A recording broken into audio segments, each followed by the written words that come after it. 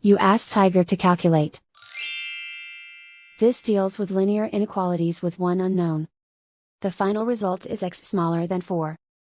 Let's solve it step by step. Group all constants on the right side of the inequality. Add 4 to both sides.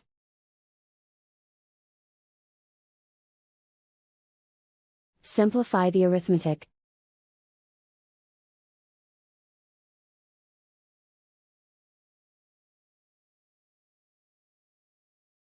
Isolate the x.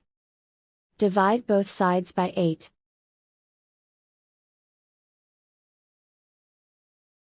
Simplify the fraction.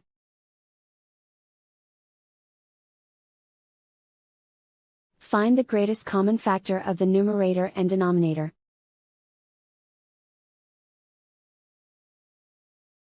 Factor out and cancel the greatest common factor.